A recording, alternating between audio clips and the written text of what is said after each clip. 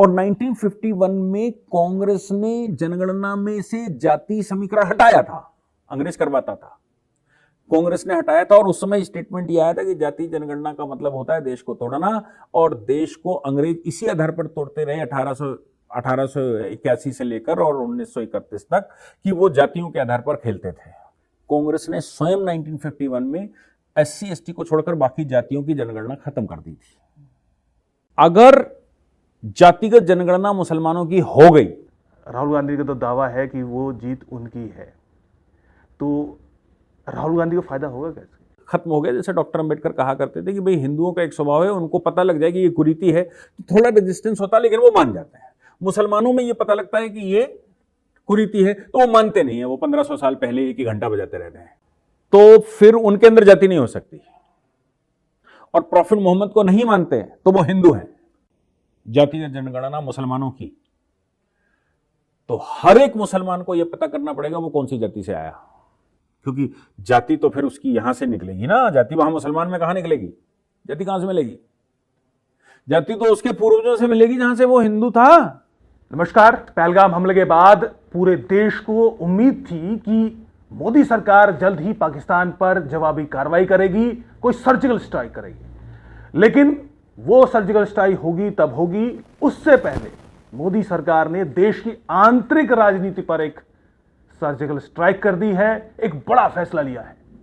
BJP समर्थक उसको master stroke कह रहे हैं। यह मास्टर स्ट्रोक है जातिगत जनगणना का, कास्ट सेंसस का। आपको याद होगा कि यह वही कास्ट सेंसस है जिसको पिछले 2-2.5 साल से राहुल गांधी जिसकी मांग कर रहे थे। यह मोदी सरकार का फैसला कितना बड़ा फैसला होगा, इसके क्या परिणाम होंगे, इस पर बात करने के लिए हमारे साथ खास मेहमान हैं DK दुबे जी। सर, आपका बहुत बहुत स्वागत है। सर, जैसे मैंने कहा कि लोग तो पाकिस्तान पर सर्जिकल स्ट्राइक की मांग करते हैं, लेकिन ये तो राजनीति इधर जो पहिया है वो घुमा दिया है। मुझे लगता है कि क्या इस विषय पर 2-3 बातें बड़ी महत्वपूर्ण हैं जो याद रखने की हैं। वो ये है कि पहली बार देश में प्रो पाकिस्तान लोग भी पाकिस्तान के अगेंस्ट में खड़े दिखाई दिए। ये हम लोग चर्चा कर चुके हैं। पूरा विपक्ष एक साथ ऐसा लग रहा था कि मोदी जी के साथ दिखाई दे रहा था। और मजे की बात यह है कि बॉर्डर पर लगातार गोली भी चल रही है। दूसरी बात यह भी है कि पाकिस्तान की सेना के 5000 अधिकारियों ने एक साथ इस्तीफा दे दिया। 5000 लोगों ने, ऐसी न्यूज आई। और जो अधिकारी लगे हैं उनके परिवारों को उन्होंने यूरोप या अमेरिका में शिफ्ट करना शुरू कर दिया है। पॉलिटिशियंस ने अपने परिवारों को शिफ्ट करना शुरू कर दिया। भले ही कोई न्यूज ना हो, लेकिन पाकिस्तान की चिंता जाहिर है कि भारत मानेगा नहीं। इसलिए उन्होंने क्या है, वो बोलते हैं हमने F-16 लगा दिया, F-17 लगा दिया, और वो बॉर्डर से गोलीबारी कर रहे हैं। यानी कि वो उकसा रहे हैं और ये भी बता रहे हैं कि हम तैयार हैं। और अपने अधिकारियों को बाहर शिफ्ट करना, इसका मतलब पूर्ण युद्ध में कन्वर्जन हो सकता है। और ये भारत सरकार लगातार प्रतिबद्ध है इस बात को लेकर कि हमें POJ के वापस लेना है। ये कोई हम मतलब ये भारतीय जनता पार्टी की सरकार नहीं करी, ये तो आप सोचो संसद का 22 फरवरी का रेजोल्यूशन है जिसको हम संकल्प दिवस के रूप में मनाते हैं कि संकल्प लेना है। ऐसी परिस्थिति में जब विपक्ष ये दबाव बनाए कि जल्दी युद्ध करिए, जब प्रो पाकिस्तानी भी हम पर दबाव बनाए कि जल्दी युद्ध करिए, तो सरकार बहुत दबाव में है। लेकिन युद्ध कभी भी दुश्मन के आवाहन पर नहीं किया जाता। हो जाए युद्ध वो अलग बात है, लेकिन अगर हमें युद्ध करने का समय है तो फिर हमें युद्ध निर्णायक भूमिका के लिए करना चाहिए। ये मोदी जी बखूबी जानते हैं। पहलगाम हुआ था तब भी ऐसा ही हुआ था, दबाव अच्छा खासा था, लेकिन उन्होंने समय लिया और समय लेकर लोग ये कहने लगे थे कि नहीं ये तो बेकार हो गया, ये कुछ कर नहीं सकते, लेकिन समय लेकर उन्होंने वो एक स्ट्राइक पुलवामा के बाद ठीक है, पुलवामा के बाद की, अब ये पहलगाम के बाद का, अब ये बारंबार हो चुका है और हम संकल्प भी ले रहे हैं, यूएनओ को बता चुके हैं, पूरे वर्ल्ड को बता चुके हैं, मैं बोले ना। तो जब दबाव इतना ज्यादा हो और भारत में किसी के पास पहलगाम के अलावा कोई काम ना हो, तो माइंड डाइवर्जन भी जरूरी है, डिस्कोर्स बदलना जरूरी है। और डिस्कोर्स तभी बदलेगा जब जो लोग चर्चा करने वाले उनके फेवरेट विषय पर प्रहार हो जाए। और करना तो था ही, मतलब ये आज होना था या कल होना था। मैं इसलिए कह रहा हूं कि पूजनीय सरसंघ चालक जी ने 10 साल पहले कहा था बिहार के चुनाव में कि भाई आरक्षण को दोबारा, या ये जो आरक्षण की कला है, ये विधा है, इसको दोबारा रीइवैल्यूएट करना चाहिए ताकि उस व्यक्ति को आरक्षण का लाभ मिले जिसको चाहिए। ऐसा ना हो कि आरक्षण का लाभ जो लोग 3 पीढ़ी से ले रहे हैं वही लेते रहेंगे, क्योंकि अब तो उनमें अगला पिछड़ा हो जाएगा ना। जिसने सन 50 में आरक्षण का लाभ लिया होगा, 60 में आरक्षण का लाभ लिया होगा, उसकी तीसरी पीढ़ी होगी, वो अभी भी आरक्षण का लाभ लेगी। उसके बच्चे अच्छे स्कूलों में पढ़े होंगे, उनके बच्चे भी बहुत अच्छे स्कूलों में पढ़े होंगे। लेकिन अभी जो गांव देहात में रह रहा है, बस्ती में रह रहा है, उसका बच्चा तो उसके सगे भाई के मुकाबले बहुत पीछे हो गया। वो तो कभी सोच ही नहीं सकता कि उसको आरक्षण का लाभ मिलेगा। तो क्या है कि बेस्ट अमंग द बेस्ट, अब वो अलग क्लॉक बन गया। अब ये बात सरसंघ चालक जी ने कह दी थी, तो देश में ये कह के चुनाव में उसका लाभ लिया बिहार में लालू और बाकी लोगों ने कि साहब ये तो आरक्षण खत्म करना चाहते हैं। तो याद रखिएगा कि वो चीज कभी ना कभी तो परिणति में आनी थी, क्योंकि आरक्षण खत्म नहीं, आरक्षण को सही करना सरकार का उद्देश्य है। रीस्ट्रक्चरिंग कि उस व्यक्ति को लाभ मिले जो व्यक्ति उसका हकदार है। जिसको लाभ मिल चुका है उसको बारंबार लाभ नहीं देना, नहीं तो फिर वो कभी पीछे वाला ऊपर आ ही नहीं पाएगा। ये बात Devendra Singh versus state of Punjab में अभी सुप्रीम कोर्ट ने 2 महीने पहले कही, और ऑनरेबल जस्टिस गवई की बेंच थी। 2 महीने पहले नहीं, 6 महीने पहले की बात है, क्योंकि सीजेआई चीफ जस्टिस चंद्रचूड़ हुआ करते थे। लेकिन जजमेंट लिखा था जस्टिस गवई ने। जस्टिस गवई डॉक्टर अंबेडकर के बहुत अच्छे फॉलोवर हैं, उनकी रिसर्च भी उसी के ऊपर है, और दलित वर्ग से आते हैं। 370 की सुनवाई में हमने साक्षात पूरी हर हियरिंग में उनको सुना। वो प्योर राष्ट्रवादी देखते हैं, नेक्स्ट सीजेआई भी हैं। और मजे की बात यह है कि वो दलित वर्ग से आते हैं, और उन्होंने ही इसमें कहा कि भाई इसमें क्रीमी लेयर का फॉर्मूला होना चाहिए, इसमें दलित महादलित का फॉर्मूला होना चाहिए, जो बिल्कुल पिछड़े पायदान पर है उसको लाभ कैसे मिलेगा। पूरे देश में इस पर मूवमेंट चला था, पूरे देश में हंगामा हुआ था, सभी पॉलिटिकल पार्टियों ने कहा ये तो दलित एकता तोड़ने की वो चल रही है, ये चल रही। दलित एकता पॉलिटिक्स के लिए है या दलित एकता दलित को वाकई में उत्थान के लिए है? ये तो फिर कभी खत्म ही नहीं होगा। डॉक्टर अंबेडकर उसको चाहते नहीं थे कि ये आए, लेकिन ये तो खत्म करने की सिचुएशन में नहीं है। मुझे लगता है कि मोदी जी इतने मैच्योर पॉलिटिशियन हैं पिछले 70 वर्ष के कि त्वरित एक्शन न लेकर, चाहे वो पुलवामा हो, चाहे पहलगाम हो, चाहे पठानकोट हो, चाहे कुछ और हो, तुरंत एक्शन तो नहीं लेते हैं। हाँ, स्टेटमेंट दे देते हैं कि हमारा इंटेंशन देख समझ लीजिए, हमने ये करना है और हमें थोड़ा टाइम चाहिए। तो एक तो टाइम मिल गया क्योंकि लोग इधर इंगेज हो गए। दूसरा, अंदर जो चल रहा था कि ओबीसी के नाम से मुसलमानों को आरक्षण दे रही थी बंगाल की सरकार, तेलंगाना की सरकार, कर्नाटक की सरकार, ये सब जो कर रही है उसकी रिस्ट्रक्चरिंग कैसे होगी, उसको कैसे क्लेरिफाई किया जाए। और सबसे इंपॉर्टेंट बात है कि अगर आप कहते हो कि ओबीसी आरक्षण 27% है, ओबीसी के नाम से जब नई राजनीति शुरू हुई है देश में, क्योंकि ओबीसी राजनीति तो 1989 के बाद शुरू हुई, उससे पहले तो कोई ओबीसी लीडर ही नहीं था, ओबीसी पैदा ही नहीं हुआ था। ओबीसी तो पैदा नवासी में हुआ ना। जैसे गांधी, जैसे भारत पैदा लोगों के, कुछ लोगों की नजर में भारत पैदा हुआ, गांधी जी उनके पिताजी थे, वैसे ही ओबीसी तो पैदा 1989 में हुआ, उससे पहले तो ओबीसी था ही नहीं। 1989 में ओबीसी पैदा हुआ, वैसे ही जितनी आपको अपोजिशन की कांग्रेस छोड़कर पॉलिटिकल पार्टियां दिखाई पड़ रही है, ये कौन से फार्मूले की पार्टियां हैं? ये सब आरक्षण की पार्टियां हैं, ये सब ओबीसी राजनीति की पार्टियां हैं। इसी ओबीसी राजनीति जब शुरू हुई तो एससी एसटी राजनीति भी उभर कर सामने आई। तो कांशीराम इसी की पैदाइश है, मायावती उसी में से निकली, पासवान उसी में से निकले, लालू उसी में से निकले, नीतीश उसी में से निकले, मुलायम सिंह उसी में से निकले, और शरद पवार और ये सब इस राजनीति से निकले। अब ये राजनीति इतनी हावी हो रही है, ये कह रही कि हम तो 50% है, हम 60% है, हम 70% है, हम 80%, कोई तो 95% बता देता है कि 95% है और ये ईंट बजा देंगे और वो बम फोड़ देंगे, पता नहीं क्या क्या। इस सिचुएशन में देश की जो दिशा है वो बहुत खराब है, और 27% आरक्षण का लाभ केवल 4% लोग ले रहे हैं। मैं आपको आंकड़ा देता हूं, कल मैं एक न्यूज चैनल पर था, उन्होंने आंकड़ा दिया।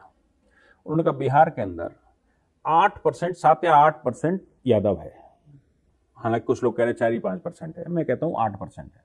संसाधनों पर 31% पर कब्जा है। और राजनीति पे भी उसी का कब्जा है। नहीं समझे? 8% लोगों का बिहार की राजनीति में राजनीति पर भी कब्जा है, संसाधनों पर भी कब्जा है, और बाकी सब पता नहीं कहां चले गए। तो ये जो 27% में से 8% निकाल दीजिए, 19% लोगों का भला कौन करेगा? ये तो कभी ना तो पॉलिटिक्स में कभी आ पा रहे हैं क्योंकि संसाधन नहीं है, और ना ही ये जॉब्स पा पा रहे हैं, ना ही इनका आरक्षण का लाभ मिल रहा। आखिर इनके लिए कौन सोचेगा? तो इस राजनीति से, इस खेल से देश का पासा एकदम पलट दिया, एकदम पलट गया। हाँ, लेकिन ये जो मांग है, अब तक तो पिछले 2-2.5 साल में हमने देखा, जितने भी राज्यों में चुनाव हुए, हमेशा इसका विरोध बीजेपी करती रही। हर एक लेवल पर इसका विरोध हुआ। संसद में इनके मंत्री जो हैं वो इसका विरोध करते रहे। अचानक इसमें ऐसा क्या मिल गया कि इसको लागू करना पड़ा? ये तो फिर वो जीत हुई कि राहुल गांधी जिसकी मांग कर रहे थे, और राहुल गांधी ने दावा ठोका है कि हुआ वही जो हम पिछले 2-2.5 साल से मांग कर रहे हैं। ये हमारी जीत है। हाँ, उनकी जीत है, लेकिन खुद अपने पैर पे कुल्हाड़ी मारना भी तो अपनी ही जीत है। अपने हाथों ने तो किया। मैं आपको बताता हूँ राहुल गांधी की राजनीति कहाँ जाने वाली है। जिस समय ओबीसी की राजनीति आई तो कांग्रेस की राजनीति खत्म हो गई, क्योंकि ओबीसी की जैसे राजनीति आई 89 में, वैसे ही एससी एसटी की भी राजनीति आ गई, क्योंकि उसका तो एक चाहिए था पोजीशन। तो एससी एसटी की राजनीति आ गई। एससी एसटी की राजनीति और ओबीसी की राजनीति से कांग्रेस हो गई बाहर। कांग्रेस को अब लगा कि वो तुष्टीकरण की राजनीति पर ज्यादा अच्छा कर सकते हैं। उनको लगा ये 19% है, 15% है, 16% वोट है, ये मिल जाए और ये मिल जाए तो ऐसा हो जाएगा। वो तुष्टीकरण पर भरपूर उतर आए। भारतीय जनता पार्टी जब 2014 में आई, या मैं कहूं जब 96 में पहली बार आई थी, 2014 में मोदी जी के आने के बाद एक नई प्रक्रिया शुरू हुई कि तुष्टीकरण की राजनीति खत्म हो गई। देश में राजनीति खत्म हो गई। राजनीति खत्म हो गई, सरकार बनना तुष्टीकरण के आधार पर खत्म हो गई। राजनीति तो वो अभी भी कर रहे हैं। सरकार नहीं बन सकती। फिर वही लोग उल्टा जनेऊ पहनकर जाएं, मंदिर जाने लगे, तिलक लगाने लगे, उल्टे सीधे बयान देने लगे, लेकिन वो सिद्ध करने की कोशिश करने लगे कि हम हिंदू राजनीति के पुरोधा हैं, हमारी राजनीति तुष्टीकरण की राजनीति नहीं। इससे तुष्टीकरण की राजनीति खत्म हुई। अब ये जो है ओबीसी की राजनीति बची थी देश में, ओबीसी की राजनीति बची है। मोदी जी ने एक राजनीति कर दी, हिंदू बनाम अदर्स। अब ये राजनीति जो बची थी वो ये लोग आ गए कि अब तुष्टीकरण की चली नहीं तो हमें ओबीसी की राजनीति मिलेगी। ओबीसी की और एससी एसटी की राजनीति के आधार पर हम 70% हो जाएंगे, और अगर हम इसमें ये भी मिला लेते हैं तुष्टीकरण वाले तो सब हमारी बल्ले बल्ले बल्ले है। आपको मालूम है 2011 के सेंसस में भी कास्ट सेंसस करवाया गया था। उसको कास्ट सेंसस नहीं कहा गया था, उसको सामाजिक आंकड़ा इकट्ठा करने का ऐसा कुछ ताना बाना दिया गया, तो सर्वे करवाया गया था। मोदी जी की सरकार जब बनी तो वो उन्होंने ये विचार भी किया कि हम इसको पब्लिश करेंगे, लेकिन वो इतना गड़बड़ डेटा था। आपको मालूम है उसमें जातियां कितनी हैं?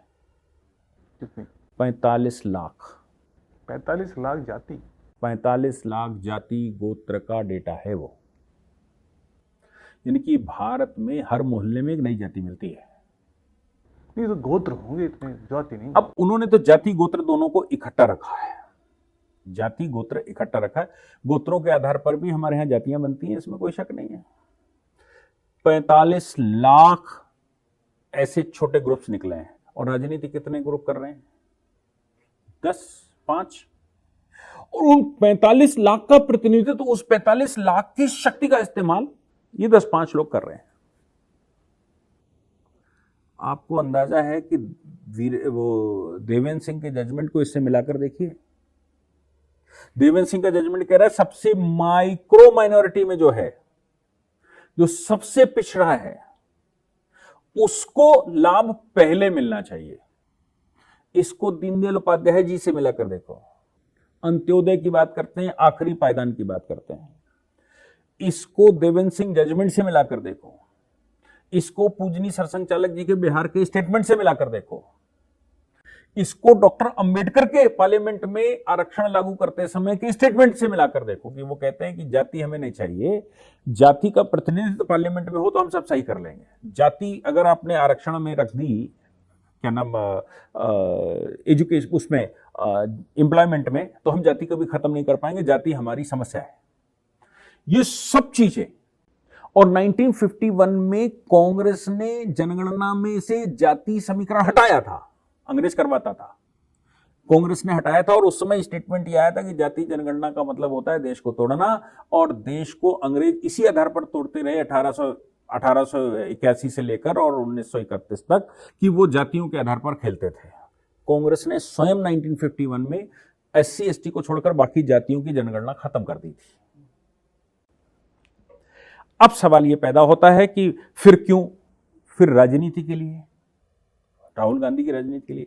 इस राजनीति के खेल में अब माइक्रो पिछड़ा जो है उसके लिए पॉलिसी कौन बनाएगा? तो सवाल यह पैदा होगा कि तेजस्वी यादव जो राजनीति कर रहे हैं 8% के आधार पर, क्या वो बिहार के एक्सक्लूसिव ओबीसी नेता रहेंगे? अखिलेश यादव जो राजनीति ओबीसी की उत्तर प्रदेश में कर रहे हैं, जिसको पीडीए बनाए घूमते हैं, वो 5% 7% के आधार पर क्या उत्तर प्रदेश की राजनीति कर पाएंगे? मायावती SC की पूरी राजनीति करती है, चर्मकार समुदाय से आती हैं, और चर्मकारों की ही राजनीति वो अकेले करती हैं, क्या वो बाकी की राजनीति कर सकती हैं? नहीं, कुछ लोगों की राजनीति तो खत्म हो जाएगी, ऐसी संभावना हो सकती है, लेकिन फिर उसके एक नेक्स्ट स्टेज है, वो ये भी तो है कि हर जाति कहेगी कि नौकरियों में जातिगत जो बाकायदा वर्गीकरण हो कि इस जाति को इतनी सीट मिलेंगी, इस जाति को उसका नेक्स्ट वर्जन ये भी हो सकता है कि 542 सीटों में से लोकसभा की जातिगत आधार पर उसमें भी आरक्षण मिले। तो ये रुकने वाला कहाँ है? ये तो एक ऐसा पेंडोरा बॉक्स है जो खोल तो दिया है, लेकिन उसको बंद करना उतना आसान नहीं होने वाला। मतलब इसके मल्टीपल इफेक्ट हो सकते हैं, लेकिन जिसका रिपल इफेक्ट है वो बहुत दूर तक जा सकता है। सरकार राष्ट्रवादी हो, राष्ट्र के विषय में सोचने वाली हो, तो उसका काम होम्योपैथिक की दवा का काम पहला ये होता है कि पहले रोग को उबारता है, फिर उसको सही करता है। यहां सबसे पहला काम आज का टारगेट ये होना चाहिए कि कुछ पार्टिकुलर जातियों का प्रभुत्व जाति पूरी की पूरी ओबीसी SC ST की राजनीति से खत्म करना, पहला काम। फिर नए राजनेता सबके तैयार होंगे, और नए राजनेता जब सबके तैयार होंगे तो फाइनली 10-5 साल बाद हमको यह कहना पड़ेगा कि इस राजनीति से हम बाहर आते हैं, अब हमें दूसरे तरह की राजनीति करनी, हमें इंसाफ चाहिए, हमें पॉलिटिकल लाभ नहीं चाहिए। आम आदमी कहने लगेगा कि साहब मुझे लाभ चाहिए, मैं 2% हूं, मेरे नेता में भी 2% के आधार पर कोई जान नहीं है, लेकिन साहब मेरा इंसाफ तो करोगे। जैसे ही ये जनजाति जनगणना का हिसाब खुलना शुरू होगा, कोर्ट में एक्टिव होना शुरू होगा, डेटा बनना शुरू होगा, डेटा के आधार पर नए सिरे से कैलकुलेशन शुरू होंगे, नए सिरे से स्कीमें शुरू होंगी, और मुझे लगता है जैसे ही बाकी जो जातियां पिछड़ गई हैं उनको लाभ मिलना शुरू होगा, उनके साथ इंसाफ होना शुरू होगा, उसके बाद राजनीति भारत में केवल राष्ट्रीय राजनीति होगी, राष्ट्र प्रथम की राजनीति होगी। उसके अलावा ये जातिगत राजनीति का पहला चैप्टर, पहला अध्याय लिख दिया है खत्म करने का मोदी जी ने कल। अब जाति तो खैर ऐसा नहीं कि एक तरफ है, लेकिन जातिगत जनगणना जब होगी तो मुस्लिम्स की भी जाति गिनी जाएंगी, तो वहाँ पर भी इस तरह की एक तो ये चीज़ समझ के आएगी कि मुस्लिम्स में क्या लोग जातिगत जनगणना में अपने आप को उस तरह से बताना पसंद करते हैं या नहीं करते हैं। अगर करते हैं तो उधर से भी एक मांग उठ सकती है कि भाई पिछड़े तो हम भी हैं। ये तो आपने नया एंगल खोल दिया सर, आपने तो और बड़ा वो खोल दिया, मैं तो जितना सोच नहीं पा रहा तो उससे बड़ा आपने खोल दिया मैदान। भारतीय जनता पार्टी पिछले 8 साल से पशबंदा की राजनीति करने की कोशिश कर रही है, और मुसलमानों की राजनीति सैयद, शेख, पठान, मुगल, तुर्क के हाथ में है, जो 2 से 3% है। मस्जिदों में भी वही है, इमाम बाड़ों में वही है, मदरसों में वही है, फतवा वही जारी करते हैं, तो वो उनके यहाँ कास्टिज्म भर भर के बनाए, और इनको पशबंदाओं को भड़काते हैं, ये पत्थर फेंकते हैं। अगर जातिगत जनगणना मुसलमानों की हो गई, सबकी होगी ऐसा तो है नहीं, ऐसा नहीं है, ऐसा नहीं। मुसलमान का बेसिक कॉन्सेप्ट तो वो मुसलमान है, वो जाति होता नहीं है, बेसिक कॉन्सेप्ट उसका ये है। अगर वो प्रॉफिट मोहम्मद को मानते हैं तो फिर उनके अंदर जाति नहीं हो सकती, और प्रॉफिट मोहम्मद को नहीं मानते हैं तो वो हिंदू हैं। ऐसा तो बहुत है कि झूठ नहीं बोलना, ये नहीं करना, वो नहीं करना, होता सब है। अरे भैया, तो कभी ना कभी तो उसकी वो जो जिस झूठ में फंसा हुआ है उसको खोलकर दिखाना पड़ेगा ना। जो सैयद शेख पठान, तुर्क मुगल जो खेल रहे हैं, उनकी राजनीति भी तो खुलनी है। अगर ये राजनीति कर दी जातिगत जनगणना मुसलमानों की, तो हर एक मुसलमान को यह पता करना पड़ेगा वो कौन सी जाति से आया, क्योंकि जाति तो फिर उसकी यहां से निकलेगी ना। जाति वहां मुसलमान में कहां निकलेगी? जाति कहां से मिलेगी? जाति तो उसके पूर्वजों से मिलेगी जहां से वो हिंदू था, उसकी कनेक्टिविटी उससे होगी, उसकी घर वापसी का रास्ता भी खुलेगा, उसको ये एहसास होगा ये मेरी जाति है, ये मेरे लोग हैं। नहीं, एहसास तो बहुतों को है। नहीं, बहुतों को है, सबको नहीं है। बहुतों को है, सबको नहीं। ये 2-3% लोग उनको बरगलाते हैं, लेकिन ये सर्टिफाइड जाट है, मुस्लिम राजपूत। मेरी बात समझिए, जिस समय ये निकल कर आएगी उस समय वो सर्टिफाइड डेटा उसके पास होगा, मेरी जाति कौन, मेरे पूर्वज कौन, मेरे वंशज कौन, मेरी रिश्तेदारी कहां है। और अब जैसे हिंदुओं में वो खत्म हो रहा है, जाति का जो एक चार्म हुआ करता था वो धीरे धीरे करके खत्म हो गया है। शहरों में तो कोई जाति किसी की है ही नहीं, ट्रेन में बैठे तो कोई जाति किसी की है नहीं, सफर करते समय, तीर्थ यात्रा करते समय, गंगा स्नान करते समय, कुंभ करते समय किसी की कोई जाति नहीं है। ये हिंदुओं का स्वभाव है। कुछ लोगों की प्रिविलेज खत्म हो गए, खत्म, ठीक, यही तो करना है, यही तो करना है। तो हिंदुओं में धीरे धीरे करके ये खत्म हो गया। जैसे डॉक्टर अंबेडकर कहा करते थे कि भाई हिंदुओं का एक स्वभाव है, उनको पता लग जाए कि ये कुरीति है तो थोड़ा रेजिस्टेंस होता है, लेकिन वो मान जाते हैं। मुसलमानों में ये पता लगता है कि ये कुरीति है तो वो मानते नहीं है, वो 1500 साल पहले एक ही घंटा बजाते रहते हैं। तो सवाल यहां पर यह है कि हिंदुओं के अंदर से एक दरवाजा खोला है, वो आपने जम्मू कश्मीर में देखा। जो दरवाजा एक समय पर महाराजा हरि सिंह के समय पर लोग आत्महत्या करने जा रहे थे कि हम मर जाएंगे अगर इनको घर वापसी करवा ली तो महाराजा हरि सिंह को मजबूरी में वो प्लान ड्रॉप करना पड़ा। आज वो सिचुएशन भारत में नहीं है। आज व्यक्ति अपनी जाति के मुसलमान को गले लगाने को तैयार है, आज अपनी जाति के मुस्लिम के साथ बैठने को तैयार है। नहीं, एक समय पर मुस्लिम भारत में अछूत हुआ करता था, बाकी सब जातियों का खाना पीना खिलाया जाता था, मुस्लिम अछूत हुआ करता था। तो वो अछूतता अब खत्म हो गई। मुस्लिम को वो अपने साथ अपनी जाति के आधार पर मिलने को तैयार है। आपने जम्मू कश्मीर के मामले में देखा, गुर्जर इधर के उधर के बैठना शुरू कर दिए थे, उनके सम्मेलन होने शुरू कर दिए थे। जम्मू कश्मीर के जो पिछड़ा वर्ग के लोग थे वो हरियाणा में, ऊपर पश्चिमी उत्तर प्रदेश में, इधर वो जाति सम्मेलन शुरू हो गए थे धार्मिक स्ट्रक्चर से बाहर। अगर आप ये जाति जनगणना करवा पाए और आप ये बता पाए कि उसमें कितना धोबी है, कितना नाई है, कितना ये है, कितना वो है, कितना फलाना, कितना ढिमाका है, और उसका डेटा निकाल पाए, तो आप ये निश्चित समझिए कि मुसलमानों के मन में भी एक दरवाजा खुलेगा और उनको ये समझ में आएगा कि सैयद शेख पठान तुर्क हमारे साथ खेल रहे हैं, हमारे तो असली वाले वंशज ये है, हमारा खून का रिश्ता इनका है। कहते हैं कि दुश्मन मारे तो धूप में डाले और भाई मारे तो छांव में डाले। तो भाई असली हम हैं, हमारे पूर्वजों की ही वो संतानें हैं। इसलिए वो जाति का पिटोरा खुल गया अगर मुसलमानों का, पशमंदाओं का, उनकी हर जाति का, तो आप निश्चित मान लीजिए कि दोनों तरफ से एक नई पहल शुरू होगी और घर वापसी का जो इरादा हम रखते हैं वो पूरा होने की संपूर्ण संभावना इधर है। लेकिन हाँ, आप जो कह रहे हैं वो क्या ऐसी भी संभावना है क्या कि जातिगत जनगणना के दौरान मुस्लिम्स को ना कहा जाए कि भाई वो मेरे ख्याल में फॉर्मेट तो एक ही होता है, उसमें धर्म भी लिखना है, जाति लिखनी है, यानी वो हिंदू हो, मुस्लिम हो या किसी अन्य पंथ को मानने वाला हो, सबको अपनी अपनी जाति नहीं, उसमें ये कॉलम हो सकते हैं, आपका धर्म क्या है, मुस्लिम, तो वो आगे लिखेगा नॉट एप्लीकेबल, जाति नॉट एप्लीकेबल, क्योंकि मुसलमानों की बेसिकली फंडामेंटली जाति नहीं होती। नहीं, ये तो बहुत आदर्श बातें हैं, लेकिन ऐसा नहीं, आदर्श बातें नहीं है। हिंदुस्तान का मुसलमान जाति होती है तो फिर आरक्षण कहां से मांगते? नहीं, वो लाभ तो सबको चाहिए। ये जो ओबीसी की राजनीति शुरू हुई किस लिए शुरू हुई? लाभ के लिए शुरू हुई ना। SC ST की राजनीति शुरू हुई वो किसके लिए शुरू हुई? लाभ के लिए शुरू हुई, मिले ना मिले। और ये जो पशमानदा की राजनीति किस लिए होगी? ये तो लाभ के लिए होगी। तो जहां तक लाभ की बात है वो हमको चाहिए, बाकी हम मुसलमान हैं। ये डेटा पब्लिश हो जाएगा तो तुम लाभ ले रहे हो तो तुम हो भी इस कास्ट के, और हो भी ये, अभी सब निकल कर सामने आएगा अगर करवा देते हैं। अदरवाइज जैसे मैंने कहा कि बेसिक फंडामेंटल प्रॉफिट मोहम्मद का ये है कि मुसलमानों की कोई जाति नहीं होती।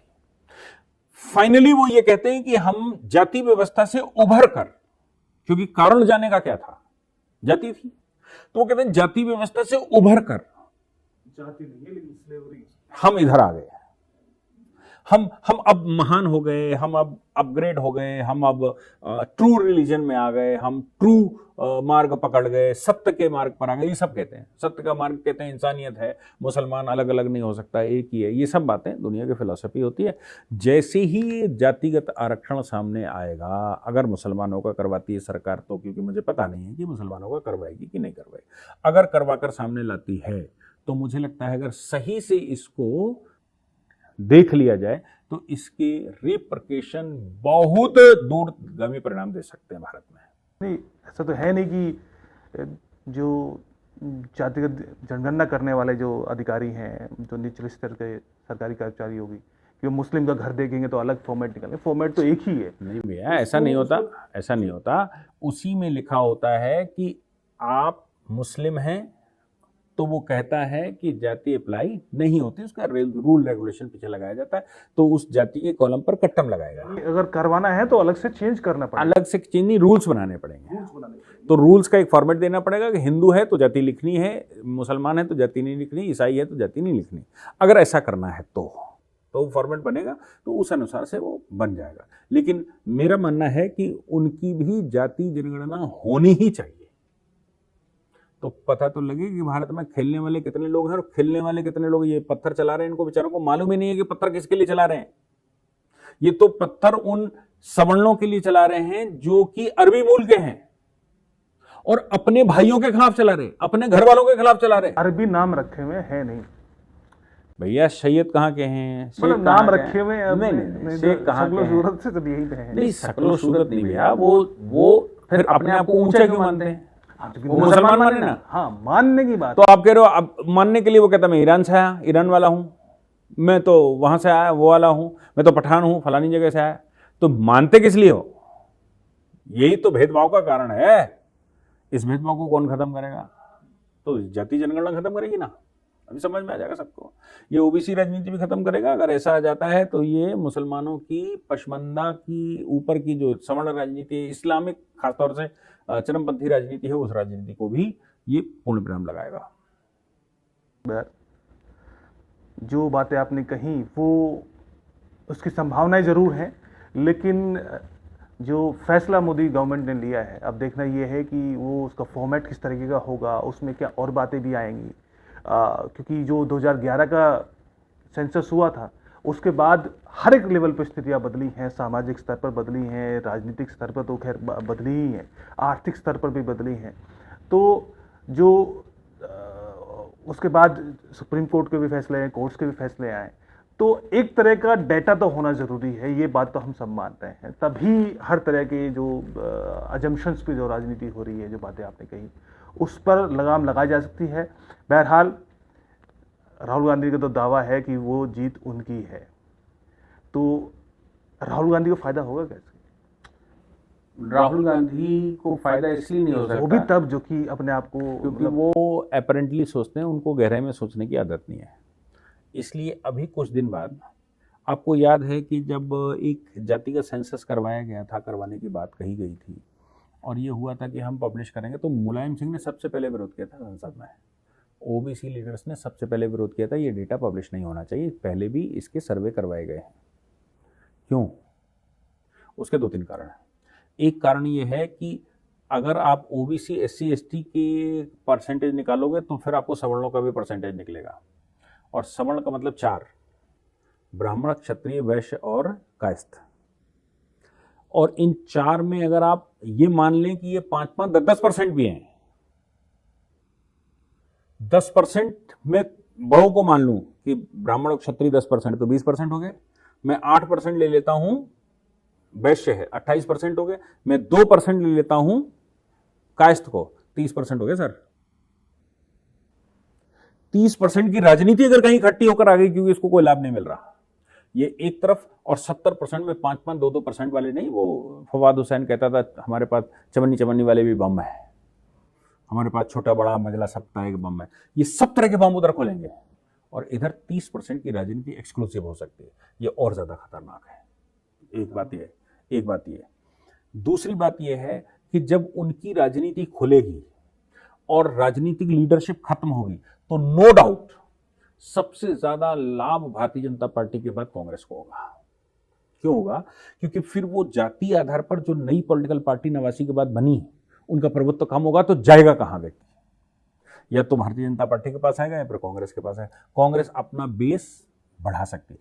कांग्रेस का असली जो अपोजिशन है वो भारतीय जनता पार्टी नहीं है। कांग्रेस का असली अपोजिशन है उनके ही अंदर से निकली पॉलिटिकल पार्टियां, क्योंकि ये सारी उन्हीं की देन है जो राजनीति जातिगत हुई। ये जातिगत राजनीति की पॉलिटिकल सिस्टम खत्म होगा तो लाभ किसको होगा? कांग्रेस को होगा। लेकिन जहां राष्ट्रवाद का प्रश्न आ जाएगा वहां ये 80-20 की राजनीति हो जाएगी, मोदी बना बस। ये इतना बड़ा स्ट्रोक है कि राहुल गांधी अभी इसको समझ नहीं पा रहे। और मोदी जी के स्वभाव को समझो, अभी तो केवल ट्रेलर दिखा है कि हम ये करवाएंगे, इसके जो आगे पॉलिसियां बननी शुरू होंगी तब कहां जाएगी ये राजनीति, ये तो अभी सोच। राजनीति एक तरफ है, मेरा जो मूल प्रश्न है वो सिर्फ ये है कि नेशनल यूनिटी, नेशनल इंटीग्रेशन, एकात्मता जो है इस राष्ट्र की, कहीं वो जाति के नाम पर तहस नहस तो नहीं हो सकती। मेरा मूल प्रश्न ये है, सबका डर यही है जो इस तरीके से सोचते हैं, वो कैसे इंटैक्ट हो पाएगी? उस डर का इलाज कैसे होगा? इसलिए नहीं हो सकती क्योंकि इनमें से कोई एक जाति बता दो जो 20% अकेली हो। इनमें से कोई राजनीति, कोई पॉलिटिकल जाति बता दो जो 10% अकेली हो। जब तक 10%, 20%, 25% आपके साथ होना, तब तक आप राजनीति नहीं कर सकते उसकी। और फिर आप ये देश के प्रो नेशनल होने के अलावा जातीय आधार पर आप बंटवारे की सोच भी नहीं सकते कि आप 45 लाख लोगों में, अगर मैं कहूं मोटा मोटा वो 10 लाख तरह के भी हैं, मैं मोटा मोटा कहूं वो 5000 तरह के हैं, 2000 तरह के हैं, 2000 तरह के लोग, और जिनके पास संख्या केवल लाख 2 लाख बचेगी, वो एंटी नेशनल होने की सोच भी नहीं सकते। ये तो सोचवाता वो है जब वॉल्यूम दिखाई देता है, क्योंकि पावर मेक्स करप्ट। जब ओबीसी राजनीति 27% का नेता तैयार होता है, भले उसका प्रतिनिधित्व 2% हो, तब फिर उसके अंदर करप्शन की भावना आती है। फिर वो कहता है मैं बताऊंगा कैसे कैलकुलेट होगा। जब वो 27% होगा ही नहीं इकट्ठा कभी, तो ये बताएगा कौन कि मैं क्या करूंगा? तब तो फिर एक राजनीति चलेगी, वो है राष्ट्र की राजनीति। बहरहाल उम्मीद यही है, आशा यही है। अभी तो सिर्फ फैसला हुआ है, इसका फॉर्मेट किस तरह से तय हो, इसके लिए क्या रूल्स रेगुलेशंस क्या बनेंगे, अगर वो पब्लिक में आए तो उस पर चर्चा करेंगे। लेकिन अभी ये फैसला मास्टर स्ट्रोक है या नहीं है, इसका फैसला तो सर समय तय करेगा। लेकिन हम भी चर्चा करते रहेंगे, इसके हर एक पहलू पर 360 डिग्री बातें करने की कोशिश करेंगे, उसको जांचने समझने की कोशिश करेंगे और अपने जो ऑडियंस है उसको समझाने की कोशिश करेंगे। आपका बहुत बहुत धन्यवाद।